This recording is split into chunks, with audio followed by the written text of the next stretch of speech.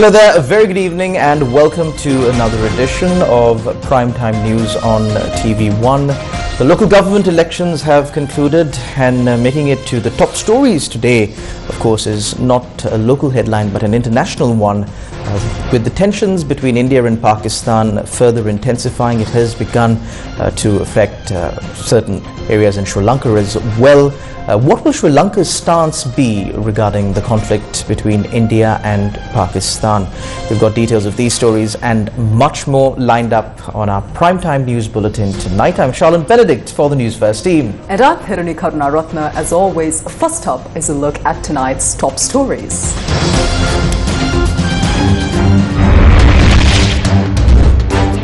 Several Sri Lankan flights cancelled due to tensions between India and Pakistan.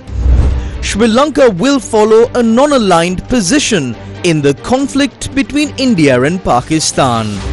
Ranil spent over 1 billion on overseas travel during his time as president. A revelation in Parliament. Will establish the councils in all local government bodies that were won.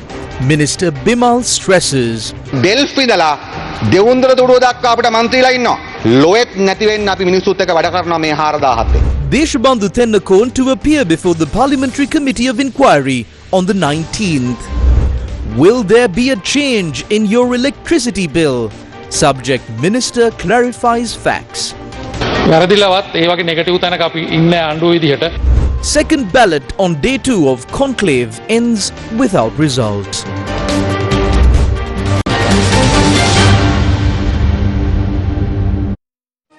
Design is like music. It's a whole orchestra. The dots, the lines, the dashes. It's a whole symphony. It has to feel good. Come on a fantastic discovery of design as Anthony Burke meets designers from Mumbai to Yogyakarta, showcasing groundbreaking works. This is me, this is my creation, this is my life. Culture by Design. Saturday at 6 p.m. onwards on TV1. And people listen to us. And also because they don't like that wasteful, corrupt political culture. So the smoothest transition ever, I think any country could learn a lesson, Just the fact that you're a woman is not sufficient. You need to have a good backbone. You need to be sure of who you are. And you need to have the strength to speak up. After the Aragal era, we are led to believe that there are a lot of young people who are interested in politics, in governance, in system change and all of that. Thousands of people who are involved. It's very polarizing. So we have to seek certain reconciliation also in the society when we talk about this. We shouldn't always be polarizing. We shouldn't always be, leveraging it politically. Face to Face, Monday to Thursday at 8 p.m.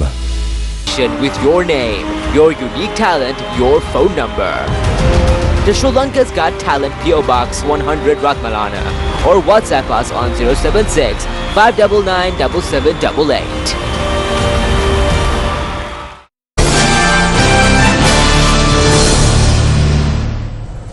In your top story tonight, Sri Lankan Airlines today said its flights to Karachi have been temporarily suspended amidst the heightening tensions between India and Pakistan.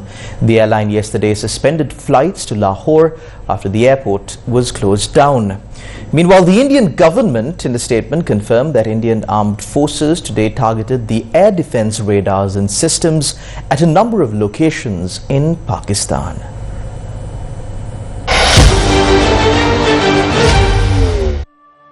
India launched a series of airstrikes dubbed Operation Sindoor early morning yesterday, targeting 9 terrorist infrastructure sites in Pakistan-administered Kashmir.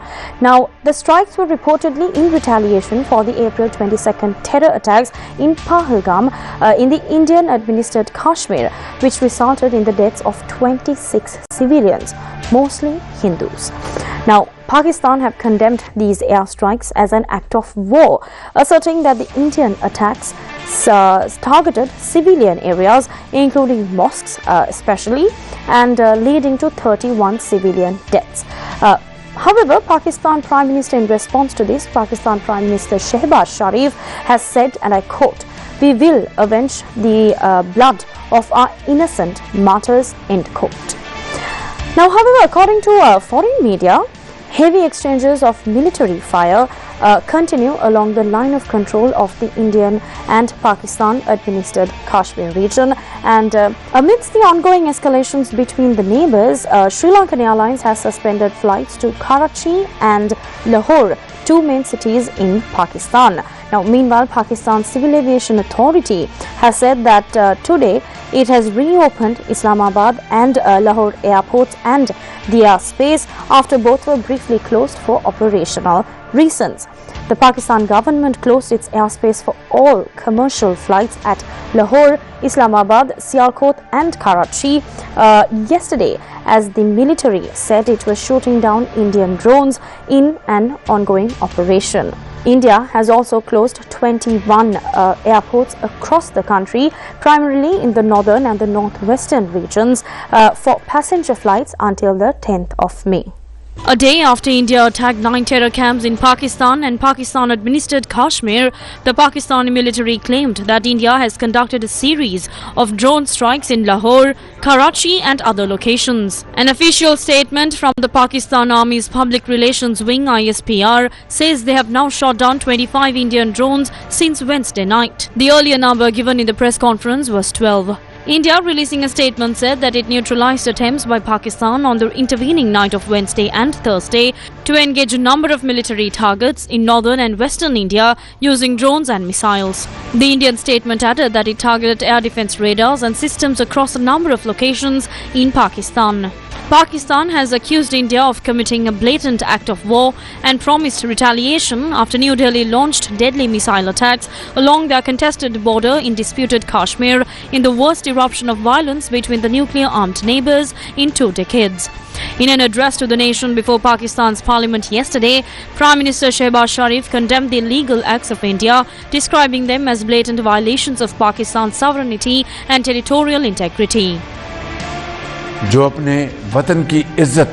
India has made a grave mistake and now it will have to face the consequences. The cowardly attacks by India have martyred innocent women and children. We pledge that every single drop of our martyrs' blood will be accounted for. Using the Pahalgam incident as a pretext for attacking Pakistan is completely unjustified. For Pakistan's sovereignty, honor and defense, the people and the armed forces of Pakistan stand united as one.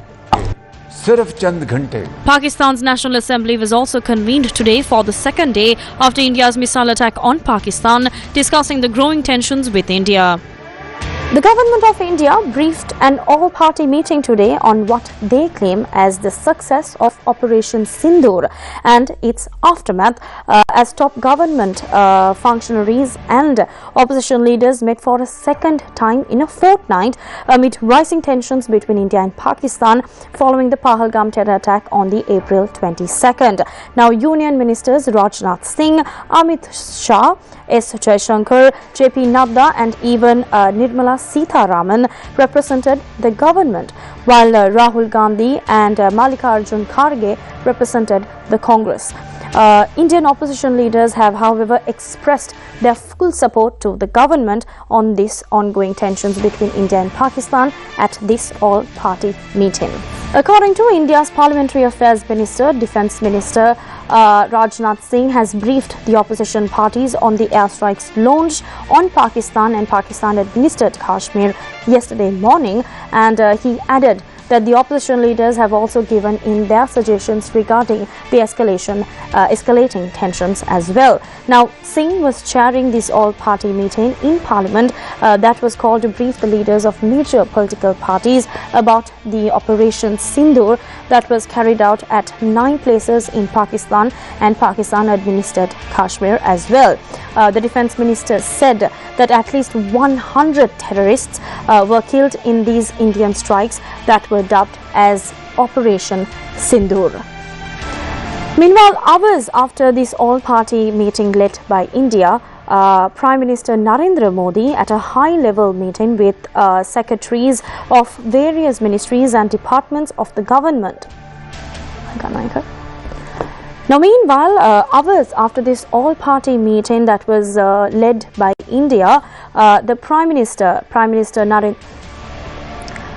Meanwhile, hours after this all-party meeting led by Rajnath Singh, the Defence Minister of India, Prime Minister Narendra Modi chaired a high-level meeting with secretaries of various ministries and departments of India and the Government of India today to review the national preparedness and inter-ministerial coordination in light of recent developments concerning the national security, given the fact that the rising tensions between Pakistan and India is currently escalating.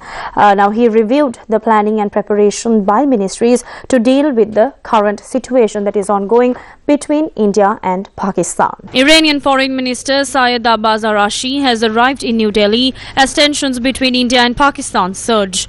India's External Minister S. Jaishankar, speaking about the airstrikes in Pakistan and Pakistan-administered Kashmir with Iranian Foreign Minister, said that India does not have the intention to escalate the situation with Pakistan, but any military attack on it would be met with a very firm response. Visiting India at a time when we are responding to a particularly barbaric terrorist attack. It is not our intention to escalate the situation. However, if there are military attacks on us, there should be no doubt that it will be met with a very, very firm response. Jaishankar told his Iranian counterpart, quote, "As a neighbor and a partner, it is important that you have a good understanding of the situation," end quote. Iran had earlier offered to mediate between India and Pakistan.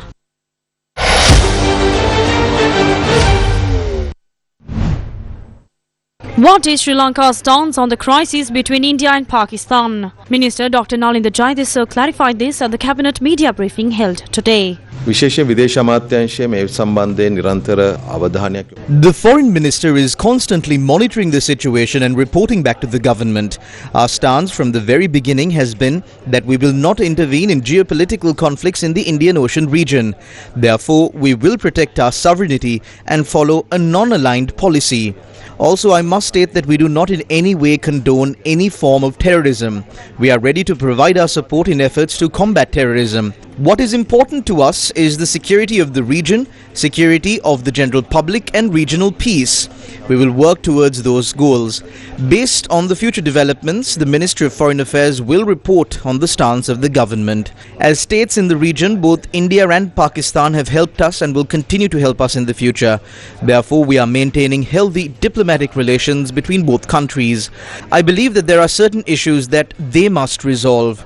We are firmly of the stance that we will not condone any form of terrorism and we will not allow our land, sea or airspace to be used against any state. We had announced that stance. Therefore, our intervention would be to minimize military conflict, ensure peace in the region and combat terrorism.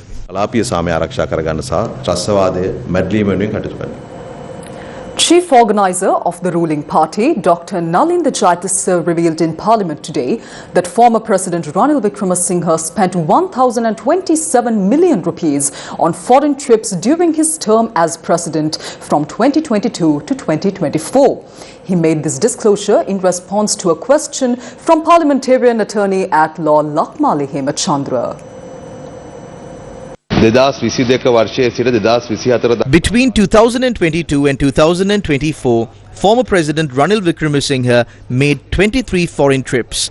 In 2022, there were 4 trips involving 63 people. In 2023, 14 trips with 252 participants. And in 2024, 5 trips with 111 participants. The cost of these trips in 2022 amounted to $3.15 million. In 2023, it was $57.74 million. And in 2024, $3.855 million. The total expense for all 23 trips amounts to over $1 billion rupees or 1,017 million rupees. In addition to the trips where former President Ranil Wickremesinghe himself participated, there were 15 trips where he was represented by a delegate or delegates. The total expenditure for these trips was reported to be 19.8 million rupees. Therefore, the combined expenditure for all the foreign trips, both personal and by representatives, is a staggering 1,027,168,778 rupees and 75 cents. That is 1,027 million rupees. එන මිලියන 1027ක් වියදම් කරා කියන එක වාර්තා වෙලා තියෙනවා. දැන් අනුර කුමාර දිසානායක ජනාධිපතිවරයා We saw President Andhra Kumar Dissanayake went to Vietnam. When he came back, he travelled on a private jet. Now we are hearing that the government of Vietnam paid for this jet. Additionally, some reports suggest that a Vietnamese company also contributed to the cost. We need to clarify this. තමුන්නාන්සලා එය නිවැරදි කරන්න. එය රාජ්‍ය ආරාධනාවක්. දෙවෙනි එක තමයි One of those trips was a state invitation and another was related to the Vesak celebrations organized by the United Nations in Vietnam. We had informed them on the 6th of the month that we couldn't attend the event due to difficulties in reaching the venue. After that, the Buddhist Association in Vietnam took the full responsibility for the costs, including arranging a special flight for us to come to Sri Lanka. Not a single penny from Sri Lankan public funds was spent. Our airfare was completely covered and Vietnam's Buddhist Association paid for the rest. This trip was a huge benefit for the country. We did not use any private jets or waste public money. පැහැදිලිව රටේ ජනතාවට අපි දැනුවත් කරනවා. The local government election Sri Lanka 2025. Leader of the House, Minister Bimal Ratnayake, speaking in Parliament today, said that the councils headed by the National People's Power will be established in all 265 local government bodies where the party won a majority. He made this statement while analysing the results of the recently concluded local government elections. 340ක් වැඩ. ඉතින් ඒකෙන් මම කියන්න කැමති 340 of the 341 local government bodies are now active. I would like to say that the National People's Power had secured a majority in 267 of those institutions. We will establish the council in all 267 of these local government bodies. What is the political culture that the people of this country defeated? We know about the history where massive amounts of money were distributed to members by the Rajapaksas and the Wickremesinghes. In 2018, the Sri Lanka Podujana Peramuna got 270 local government bodies. The UNP was in power at the time. Thalata was a minister. Ranil and Sajith were together.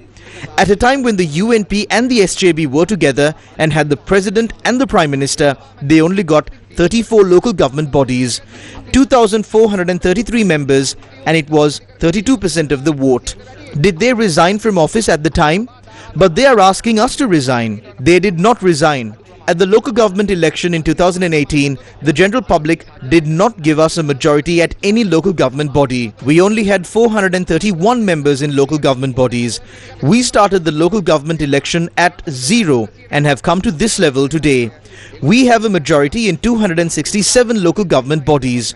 We have increased the number of our members by over 3,500. What is the state of the SJB today? They only won 14 councils. Even there, they do not have an absolute majority required to establish the council. They only have 1,700 members. The SJB had 2,433 members. They had power in 34 local government bodies. Today, your members have reduced to 1,700. You could maybe ask Ravikarna Nayakar and add the UNP members also to this tally. Even then, you can't reach 2,400. As far as the Podujana Peramuna is concerned, they had 3,436 members of local government bodies. They had chairmen in 231 councils. Today they have 0 local government bodies. All we have to say is that if you compare the results of the local government elections, the National People's Power has won the highest number of local government bodies in the history of the country. They are saying that we have lost in the north.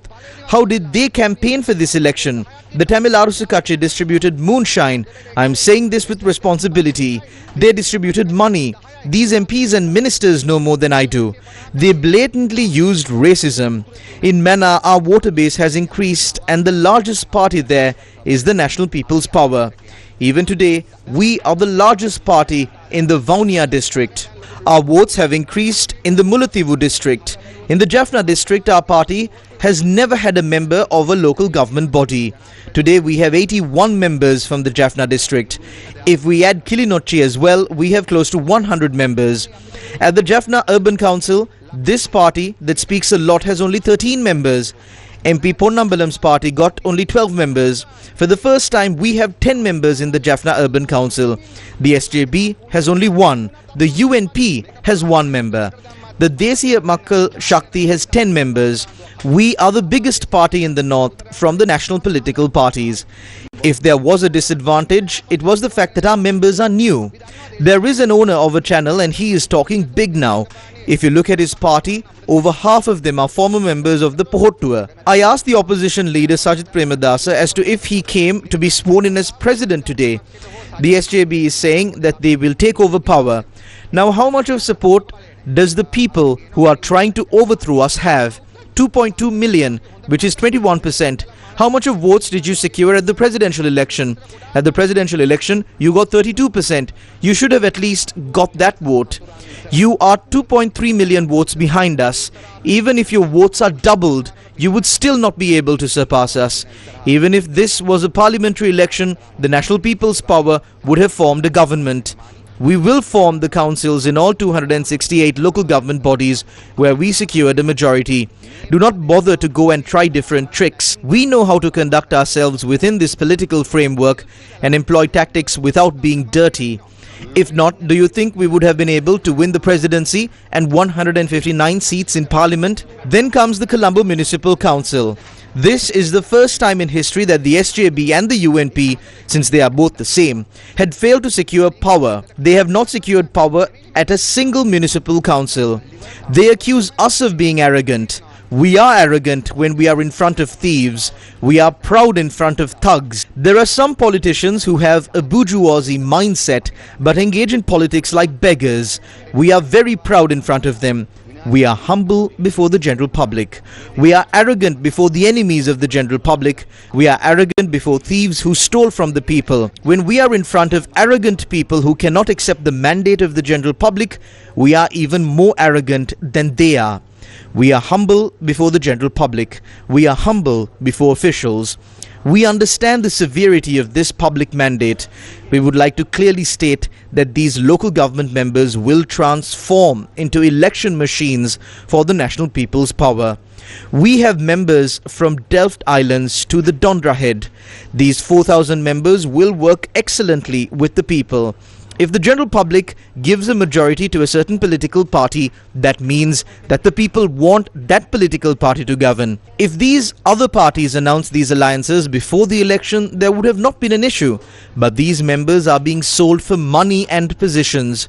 We believe that it is this dirty political culture that the people of this country ended on the 21st of September.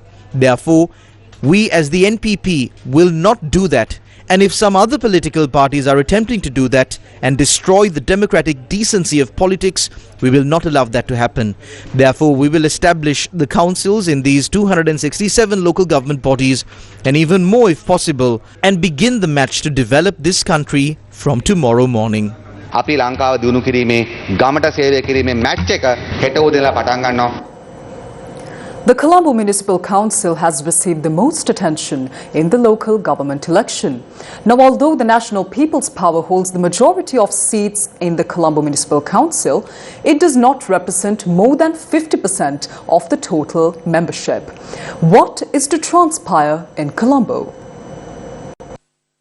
The Colombo Municipal Council consists of a total of 117 members, and to appoint the mayor, a party must secure the support of more than 50% of the members, which requires at least 59 votes. According to the results of the local government election, the National People's Power secured 48 seats. Samagi Jana Balawegya was able to secure only 29 seats. The United National Party had been reduced to just 13 seats. The remaining seats were divided as follows: 5 for the Sri Lanka Podujana Peramuna, 4 for the Sri Lanka Muslim Congress, and 3 for each independent groups. In addition, the United Peace Alliance has won 2 seats, the Sarvajana Balaya has won 2 seats, and the People's Alliance has won 1 seat. The remaining seats have been divided among independent groups. The ward contested by Rai Kali Balthasar, the mayoral candidate of the National People's Power, was won, while Dr. Ruwais Hanifa, the mayoral candidate of the Samagi Jana Balawegya, lost in his ward. According to the laws of the local government elections, what are the implications if 50% of the total council membership is lost? If no single political party or independent group secures 50% of the total membership in a local government body, the additional commissioner of local government will visit the institution, hold discussions with the elected members, and facilitate the appointment of office bearers based on their consensus. In some cases, this may involve a vote. Alternatively, nominations may be proposed, or in many instances, office bearers are appointed through mutual agreement.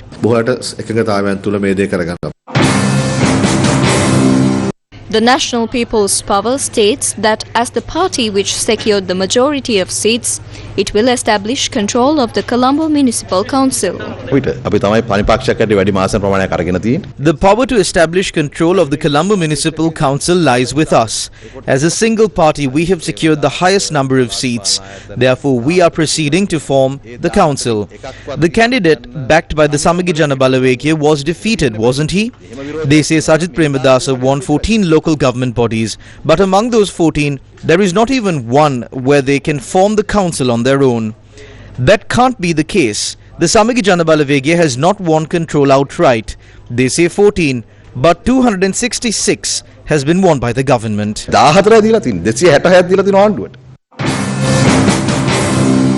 Despite their mayoral candidates being defeated and securing only around 29 council seats, the Samagi Jana Balawegya claims it will form control of the Colombo Municipal Council. The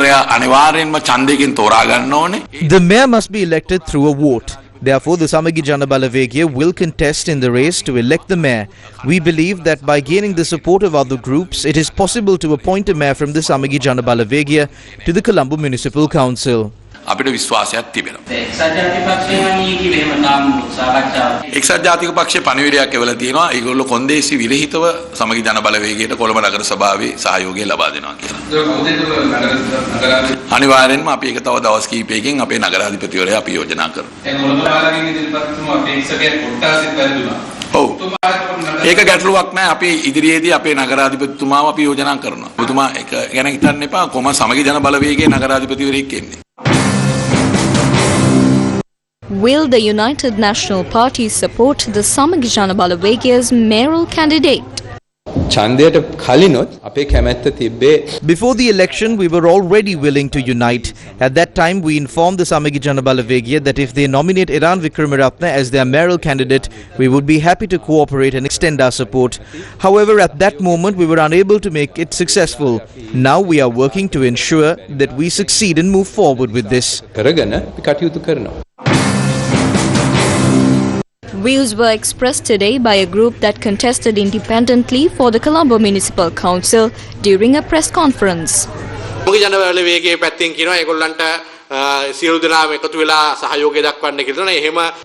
have observed the Samagi Jana Balawegya saying that they are coming together to offer support to everyone. However, to my knowledge, no independent teams have made any statement regarding offering support.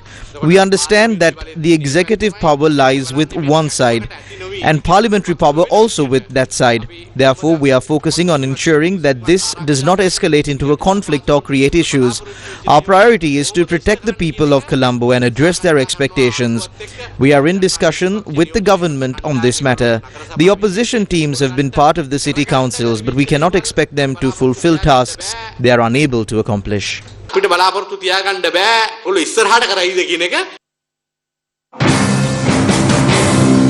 Former Minister Partly Champika Ranawaka said that secured a majority at the local government bodies should be allowed to govern the respective local government institution. The people have made their decision at the local government elections, and we must humbly accept that decision in a democratic spirit. Those who have secured a majority should be allowed to establish the council and govern accordingly. This is the essence of democracy. As such, we must respect the public's decision and not attempt to overturn it.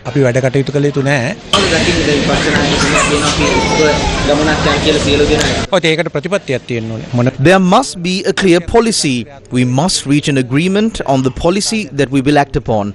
Without this, just working together becomes meaningless, as the public has already rejected such politics. Samantha Ranasinghe was sworn in as a Member of Parliament representing the National People's Power from the Kegal district today. He took oaths before the Speaker of Parliament. He was sworn in as an MP to fill the parliamentary seat that fell vacant following the demise of National People's Power Kegal District MP Kosala Nuwan Jayavira last month. Samantha Ranasinghe, who served as the Rambukan electoral organizer for the National People's Power, contested in the 2024 parliamentary election. In more local news, the Election Commission has announced that the official gazette listing the names of members elected to the 2025 local government elections will be issued only after the final decisions are made regarding female representation. Chairman of the Commission, RMAL Ratnayaka, said that the process to determine the number of female representatives to be nominated by each political party is currently underway. 25% of the total representation in local government bodies must be allocated to women. Chairman of the Election Commission, RMAL Ratnayaka, said that the required number of female representatives for each party will be calculated based on the percentage of votes each party received using a proportional formula. Following this determination, the respective political parties will be officially informed and requested to nominate their female representatives. The chairman of the NEC confirmed that only after the completion of this process will the gazette containing the list of elected members from the 2025 local government elections be published. Meanwhile, RMAL Ratnayaka also noted that political parties which secured over 50% of the votes will be notified to submit their nominations for chairpersons and vice chairpersons. For local authorities where no single party received over 50% of the vote, the process of establishing control will be handled by provincial commissioners after the relevant council meetings. The official term of the newly elected local government bodies will begin on the 2nd of June. Newsfirst with the people. Will electricity rates increase? A discussion was held in Parliament today. We have learned that the government is once again raising electricity prices in accordance with the terms of its agreement with the IMF, an arrangement we were previously unaware of. Could you explain the issue of our limited control over electricity pricing? We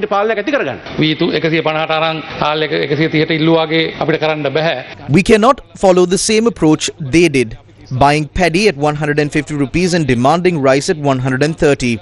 If prices are to be reduced, both the purchase and selling price must be adjusted accordingly. Currently, we are purchasing solar power at 27 rupees per unit and supplying it to industries at just 13 rupees per unit, effectively absorbing a 6 rupee loss. We have not increased rates anywhere based on IMF directives, nor have we made any such decision.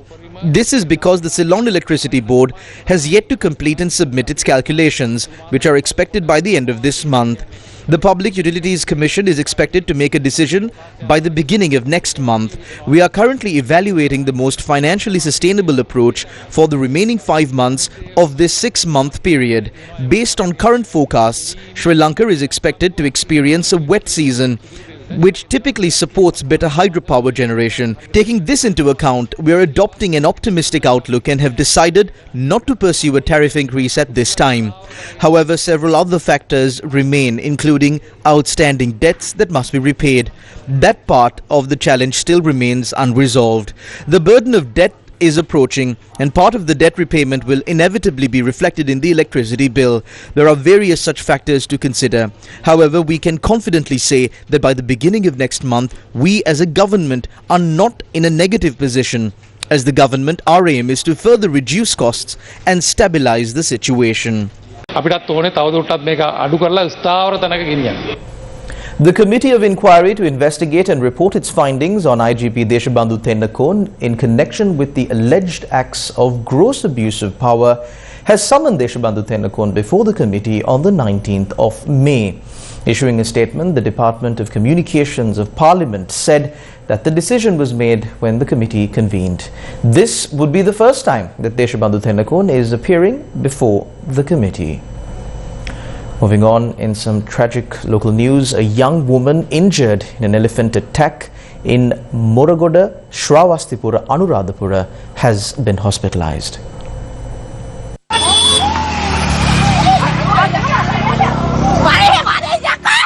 A young woman who was attacked by an elephant was taken to a hospital. The elephant fell into a toilet pit near a house in the Moragoda area of Shravastipura, Anuradhapura at approximately 4 a.m. yesterday. The officials from the Wildlife Office took steps to rescue the elephant with the cooperation of the police and local residents. The wildlife officials carried out intense exertion for nearly an hour.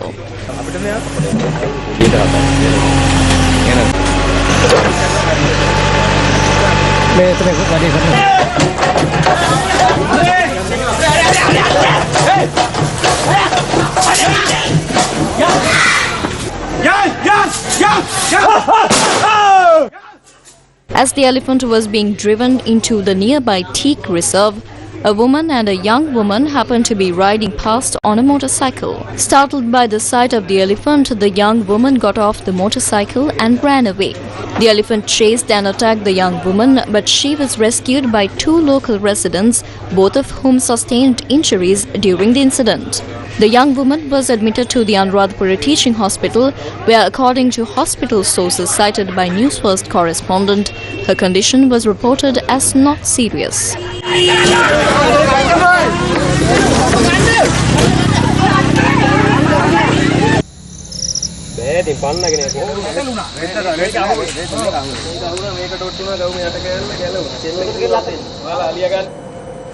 A protest was staged today at 2 locations in Colombo, demanding justice in connection with the tragic death of a schoolgirl who fell from a building recently. The death of a 15-year-old schoolgirl from Kotahena who fell from a building on the 29th of April garnered much attention of the general public. A protest was held this morning near the Vivekananda Hall in Kotahena, demanding justice for the deceased student and calling for the teacher, who is accused of being responsible for her death, to be dismissed from service. இது ஒவ்வொரு பெண் குழந்தைகளுக்கும் நடைபெறக்கூடாது. மாணவிகள் இன்னும் எத்தனையோ மாணவிகள் மூடி மறைத்து கொண்டிருக்கின்றார்கள். இது நிச்சயமாக இந்த செயலுக்கு நியாயம் வேண்டும். அதிபர் ஒரு அசால்ட்டான போக்கை தான் மேற்கொண்டாரே ஒழிய தகுந்த நடவடிக்கை எடுக்கவில்லை. தகுந்த தண்டனை வழங்க வேண்டும் ஜனாதிபதி அவர்களையும் பெண் பிரதமரான அந்த இரு அவர்களுக்கு மிகவும் தாழ்மையும் பணிமுறையும் கேட்டுக்கொள்கிறேன். The protesters marched to the private tuition class where the deceased student had received her education and later went to the residential complex where the student had lived. உள்ள மேல எந்த குற்றமும் இல்ல. உள்ள நல்லதுன்னு எங்களுக்கு தெரியும். Later, the group staged another protest by blocking the duplication road in Bambalapitia of Colombo. In addition to the police officers, the police special task force was also called in to bring the situation under control. Several senior police officers in charge of Colombo also arrived at the location. We know that this girl faced trouble. We are on her side. We have already carried out the first duty on her behalf. We arrested and remanded the suspects and initiated legal action. We are on your side. We didn't come here to cause trouble. We have one request. We don't want anyone else to face trouble. Until this is resolved, I am requesting that one lane be cleared. The acting director of education for the Western Province also arrived at the protest site and stated that the law would be enforced regarding the accused teacher against the accused teacher. I was told by the Ministry of Education to convey this message. The first action taken against the teacher involved has already been carried out and very strict measures have been taken. As the first step, he has been immediately transferred to Putlam. Then we must prepare another police report. Certain legal procedures must be followed. Otherwise, the wrongdoers could benefit from the law and evade justice. Therefore, the suspension of his work will be done by tomorrow. I will take responsibility on this matter. The Ministry of Education also issued a statement today. It was stated that regarding the incident, the Ministry of Education immediately took action by seeking information from the principal of the school where the student received her education and took steps to immediately transfer the teacher involved in the incident. This matter was discussed in Parliament today. Legal action has been taken in this matter and the court has been duly informed through the submission of a B report. The individual in question has been arrested. It is solely within the jurisdiction of the court to decide whether to grant bail or not. Such decisions do not fall under the purview of political authorities. The Bambalapitiya police have confirmed that the necessary legal procedures are currently underway. A report will be submitted to court with further updates, particularly in light of the protests concerning this issue. We affirm that justice is not compromised in any way. Investigations are ongoing. While we express our regret over the situation, we emphasize that there has been no failure or negligence in the legal process. She died after jumping from the 7th floor. The cause of this was the humiliation and insult of a tutor during a tuition class in front of all the other students. This emotional distress is what led to this. The previous incident is separate, that has already been addressed by the police with all necessary B reports submitted. Take immediate action regarding this new incident. The owner of the relevant institution who is responsible is from your party, a National People's Power organizer.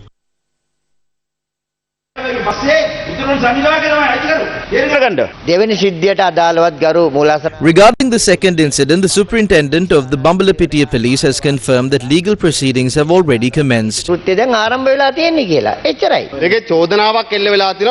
are accusations against your party as well. However, we believe this issue should not be politicized. That's why we didn't talk about it on election stages. But this isn't the first time such a matter has arisen and the government must intervene. That report was not submitted by us. We regret over the specific incident. Investigations are currently underway. The child's parents are scheduled to meet with us tomorrow morning.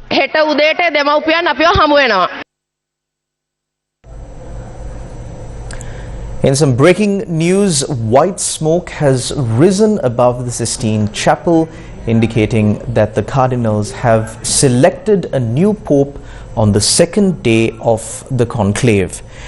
Now, the name or the identity of this pope and the name that he has selected will be revealed soon. Once again, in some breaking news, white smoke has risen above the Sistine Chapel, a signal that the cardinals have chosen a new pope on the second day of the conclave. The identity of the new pope and the name that he will take will be revealed soon. Now moving on, in more news, Ajay Banga, president of the World Bank Group, met with Prime Minister Dr. Harini Amarasuri at the Prime Minister's office to discuss Sri Lanka's development priorities and the continuation of strategic collaboration. During a meeting with the president of the World Bank Group, Ajay Banga, Dr. Harini Amarasuri expressed appreciation for the World Bank's support during Sri Lanka's recent economic crisis and reiterated the government's commitment to inclusive and sustainable development. Discussions focused on investment in critical sectors such as healthcare, education, agriculture, tourism and production industries. Ajay Banga highlighted the potential of artificial intelligence to transform key sectors, particularly agriculture, and encouraged Sri Lanka to explore its application for innovation and productivity. The president of the World Bank Group today met with Sri Lanka's Minister of Foreign Affairs and Tourism, Vijitha Herath. In a post on his X account, Vijitha Herath said that the discussions focused on ongoing and future collaboration across key sectors including education, tourism, agriculture, renewable energy, trade and investment. The minister also expressed his gratitude for the World Bank's enduring and unwavering support for Sri Lanka's development goals.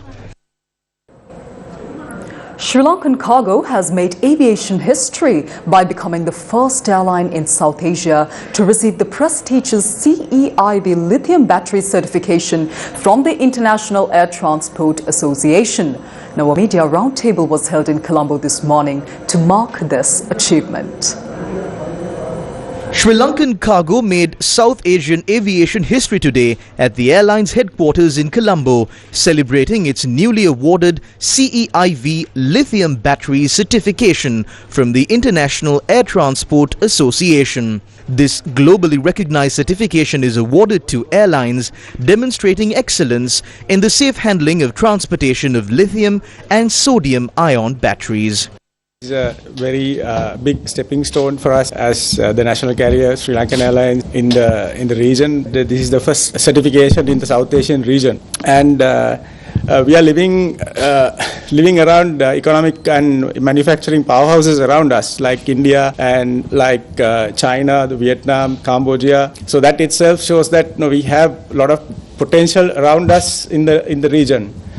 After a rigorous process of training, auditing and validation, Sri Lankan Cargo has become the first airline in South Asia to receive CEIV certification, joining a select group of global carriers. This achievement enables the airline to support a wider range of industries that depend on the safe, fast transport of lithium and sodium-ion batteries, enhancing its competitive edge and reinforcing Sri Lanka's position as a strategic hub in the global air freight supply chain. On today's episode of Beautiful Sri Lanka, we're featuring a must-visit place in Badulla. And with that, we wrap up Primetime News on TV1 for tonight. Thank you very much for stopping by. Good night.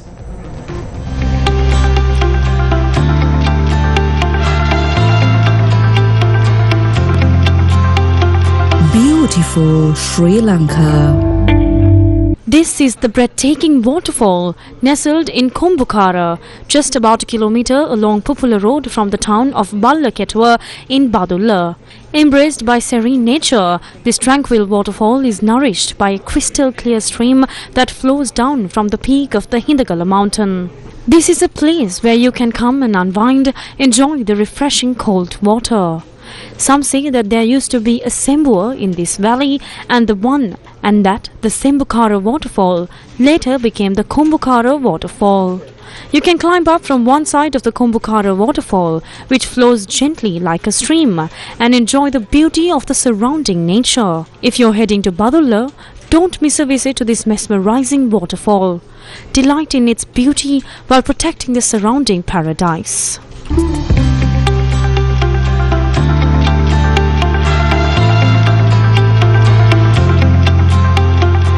Beautiful Sri Lanka.